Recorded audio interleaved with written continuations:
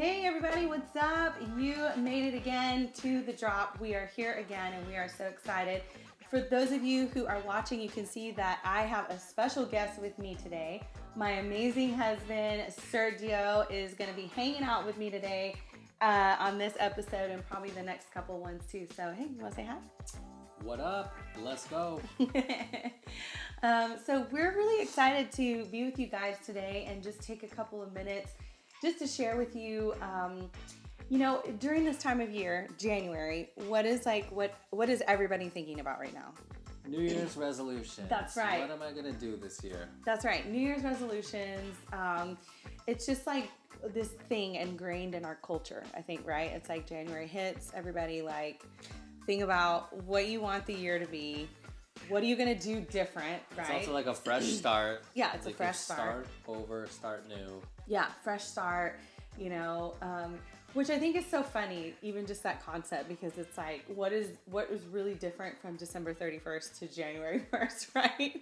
And I feel like most of us start January 1st probably really tired because we stayed up late, and it's honestly, usually January 1st, I don't think is the best start to the year. It's usually not a hot start. Right?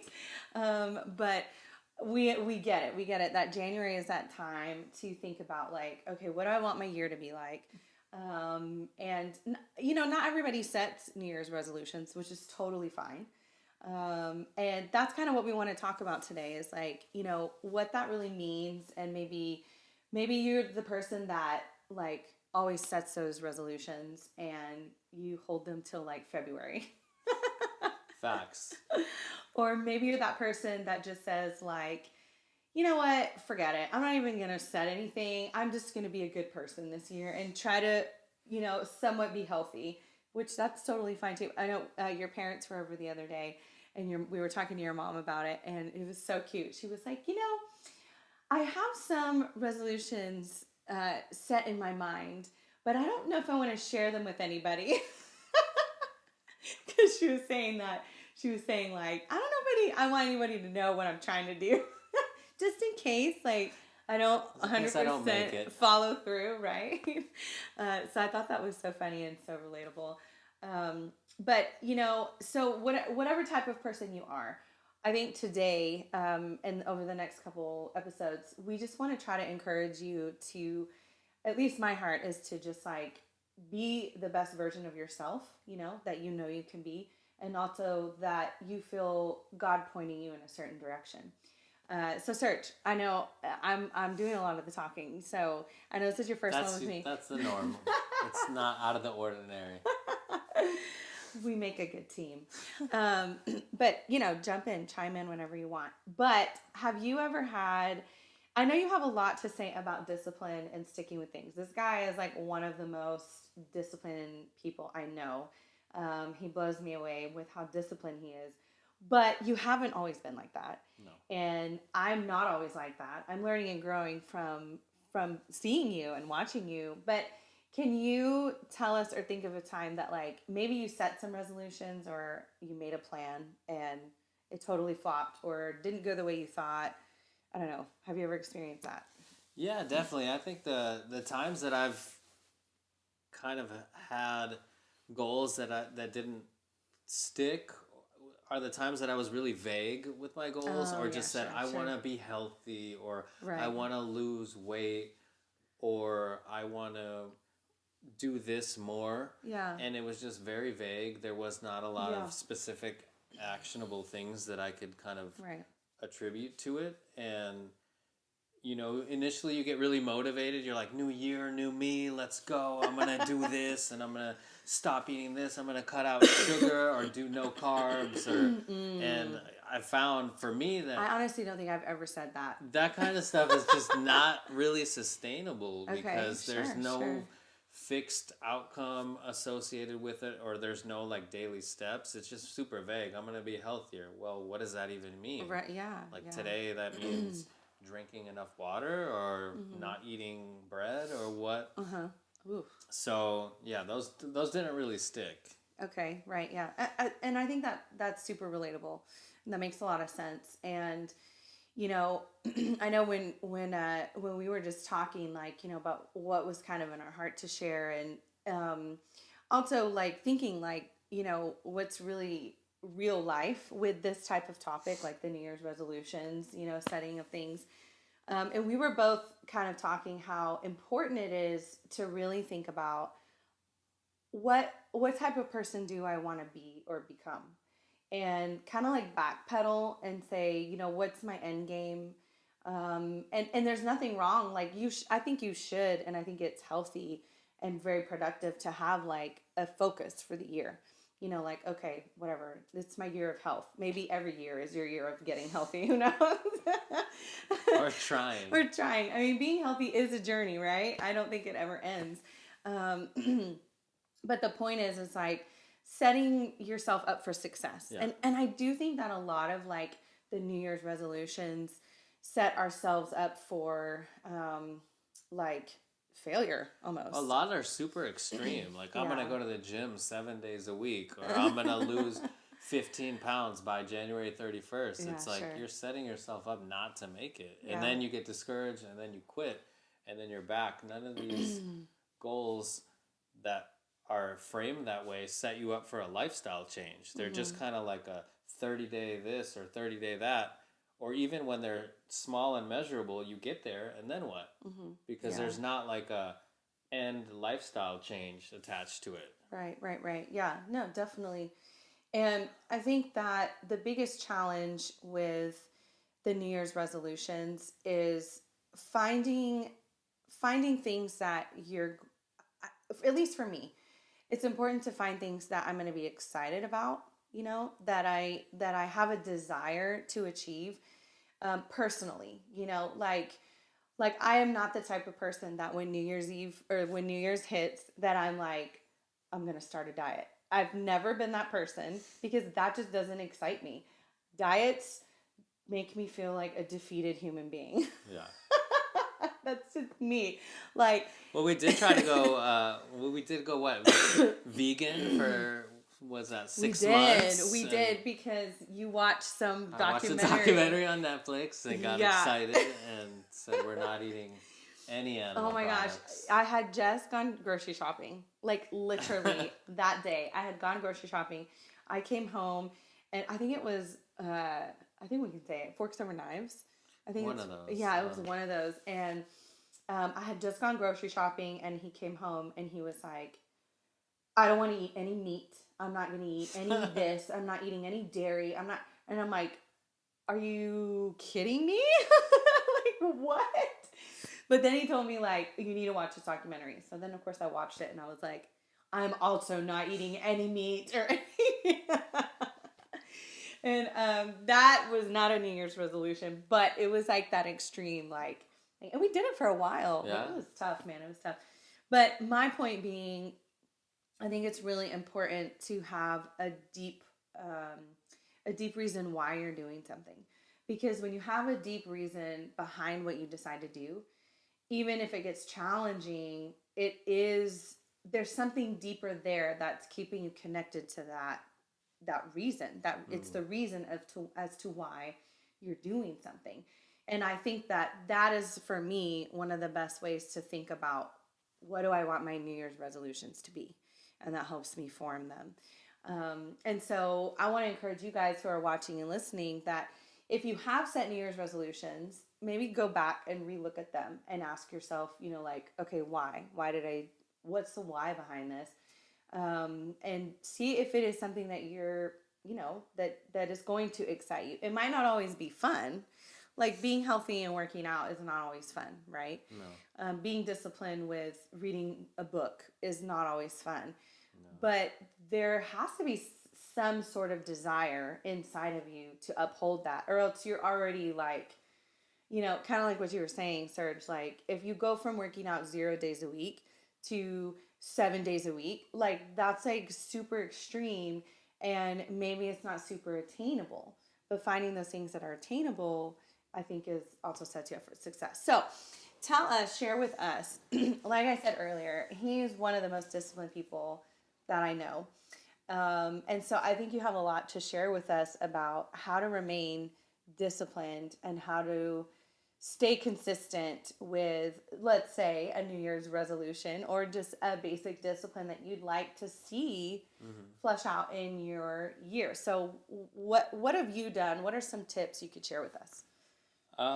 Sure. Well, the first thing I would say is start from the end and look at like whatever it is you're trying to do. Look at what kind of person am I trying to be. If it's like a healthy person, then you work backwards. And what do healthy people do?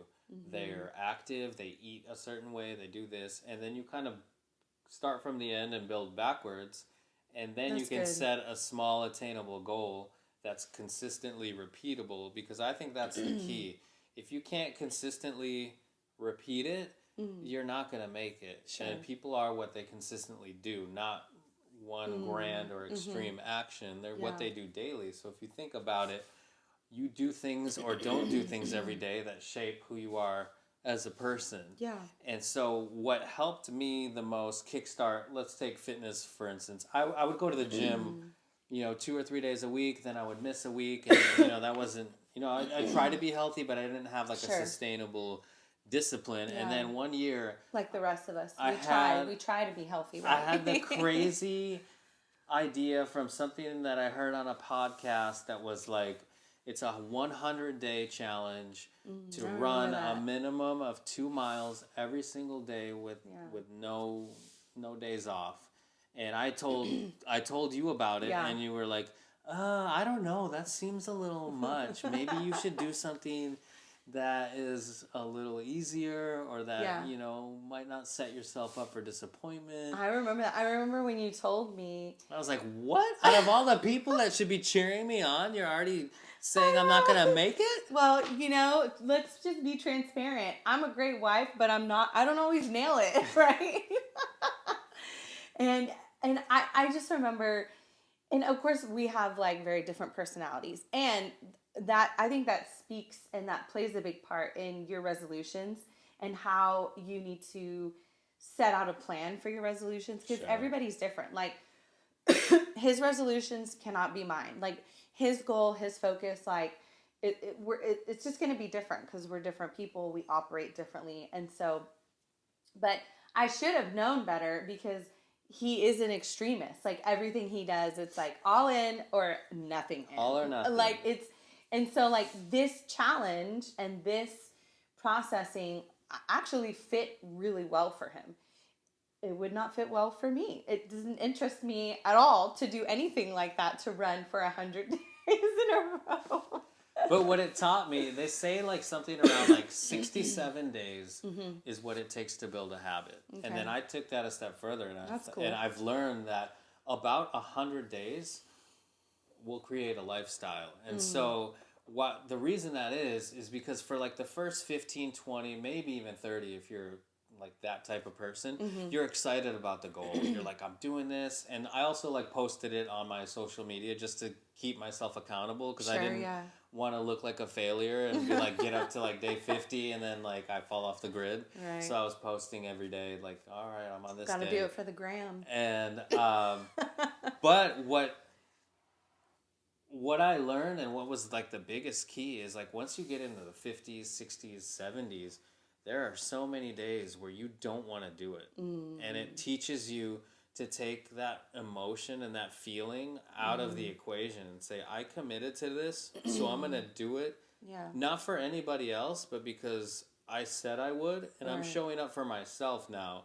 And that kind of creates a credibility with yourself that, wow, you are doing difficult things. You can do difficult things. And that translates to so many other areas of your life, work, other things where you need to be disciplined, or you need to like lock in and do stuff you don't want to do. But it showed me like on the days where it was freezing, or on the days that I was exhausted, or I had a full day of work and I didn't get a chance to run in the morning, and I just had to get it done. And it just builds a new mindset. And I thought I was going to be done after 100. Right. I thought, all right, goal completed. The kids and you came out with a sign, this is 100 days. Yeah. And then on day 101, I was like, I've built up all this momentum and credibility. Right. I can't let it go to waste. Yeah. And so we got to 101 and 102. And now we're like 3 years in, and there's not even a poster anymore. It's just what I do now. Yeah. And it translates, and that momentum builds. And I got to talk about my guy Raul, who's done it 2 years in a row with me. And just, I'm sure he'll be on here and can tell his perspective of this. But we send each other messages every single day when we get the alert that the other one's going for a run. Just like a little encouragement, like, let's go, you're running today. I see you, get it done. Yeah. And he sent me a text and said, hey, man, I don't think I'm going to make it today. That was recent, right? It was freezing, and he got tickets to the Cowboys game, and he went to the game. And he hadn't run yet, and he's like, man, I think I'm going to break the streak. And I was like, oh, no, man, are you serious? But I didn't say anything. I mean, everyone's doing their own thing. Right, yeah. And I was kind of, inside I was bummed. I was like, man, my guy, he's about to fall off right now. No. Oh, missing one day. See, for me, I'm like, that's fine. And he's like, I think I'm going to break the streak, but I'll be back tomorrow. And I was like, oh, man, bummer. And then, like, about 15 minutes later, and it's already nighttime, it's below freezing, I get the Nike alert. Raul's going for a run. And I was like, oh, let's go, man. That's all right, awesome. You're getting it done. Let's go.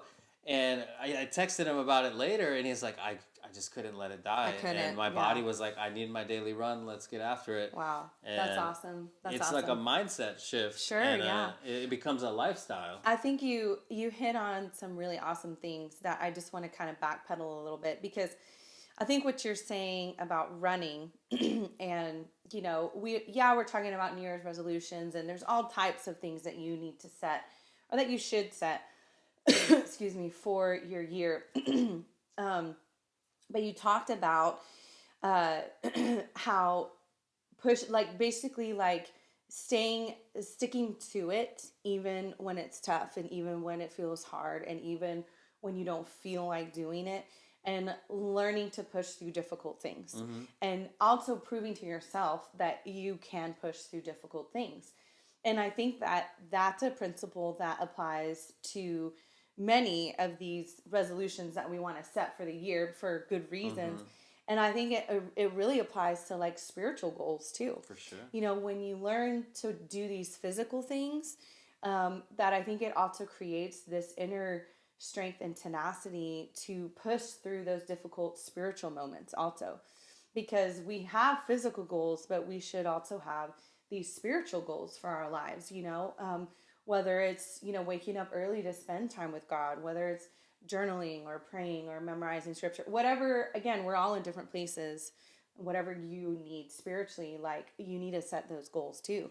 And I think also when you shared about, Raul kind of joining in with you from the time that you started doing this, I think he came in like a year later, right? Yeah, after year one. I think it's really cool how when we decide to set things for our lives, whether it's, a personal goal or a spiritual goal, or just something that we said, I want to do this for a specific reason, that a lot of what we do, if not everything we do, also affects the people around us, and that's a really great thing, especially when you can find something great and stick to it and push through those difficult moments. And so I've always thought that was really cool how, like what you decided to do really affected someone. And I think for all of us, it's a really good lesson to learn with the decisions that we make and how we decide to live our lives, and what we set in front of us is not just for us. It's also for the people around us and to influence the people around us. Yeah, and it's not really limited to just that resolution, because it carries over. Right. And that was a really big lesson for me, is like, we are so used to living our lives based on how we feel at any certain moment. And when you think about the things we have to do, go to work, raise kids, be married, these things are difficult, and we don't always feel like doing the things that we're committed to do or that we should do. And without something like this, I know for me, I was just very reliant on how I felt. Well, I don't feel like doing this, or I'm tired, I don't want to, or it's not the easiest thing, or maybe I don't want to have this conversation or confront this. Yeah. And something like this for me in my life has shown me how little significance or how little weight how I feel in a certain moment carries. Sure. Because that feeling is so fleeting. There have been like hundreds now of runs where I've thought, I don't even want to do this today. And then you get out there and you just start doing it, and your body remembers, and it's like, this is what we do. Yeah. And then it turns it around. Yeah. And definitely.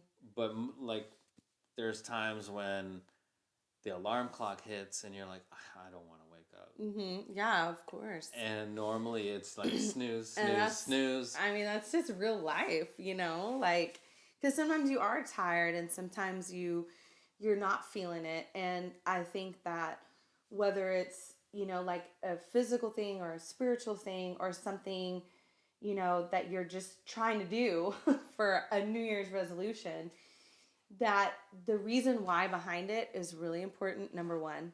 Number two, I think the commitment to yourself to follow through is really big. And number three, and you kind of talked about this, is finding some way to have accountability so that you don't feel alone in what you're trying to achieve. And I think those are really important. Well, I want to wrap up. Is there anything more you want to say? We're gonna come back in the next episode and talk a little bit more in detail, like a little more practical, and get a little deeper on like how can you follow through on things. What are some practical ways to set up like maybe some goals for your life, and to kind of get a little more detail on that. But is there anything else you want to just share about what we talked about today? Yeah, the only thing I would encourage everybody to do is, if you set a goal or a resolution, make it as much as you can, make it like a lifestyle type of change. Yeah, Not really like, good. I want to lose 10 pounds, because then you hit that 10 pounds and you don't have a lifestyle built in. You're like, that's it, I'm done forever. I'm done, I made it, and then you're done. And then you gain back the 10 pounds. And then it gets to and then you got to lose them again. I got to lose 15 now. But no, like, make it a sustainable thing. And what's helped me, I've done it with a couple different things, and I cannot emphasize it enough. 100 days of anything will make that a lifestyle. And you think about the things really we good. do without even thinking 100 days in a row that have become our lifestyle. Right. And if you get intentional and do something, whether it's, I want to be a writer, write, even if it's 5 minutes every single day for 100 days, I guarantee you'll be a better writer. Exercise for 10 minutes. It doesn't have to be anything extreme, and you'll be a healthier person. Yeah. Draw. I've saw the biggest leap in my ability to draw and create when I did it consistently every single day, whether I wanted to or not. Right. And that's what separates a lifestyle from a hobby, or a lifestyle from a 30-day experiment or really goal. good. So if you're really serious, I encourage you, there. do it consistently, turn it into a lifestyle, and I guarantee you the results will be there. Yeah, I love it. Well, we're here at the Drop in Truth, bringing life, talking about those New Year's resolutions, setting up your year, and we will be back next week, me and Serge, just to bring a little bit more for you guys. So hope you guys enjoy this. Share this with a friend. A lot of people are focusing on this right now, so it's a great thing to share. So drop your goals in the comments. We want to see what you're up to. We want to see what you're doing. We want to cheer you along. Yes. Let's go. Bye, guys.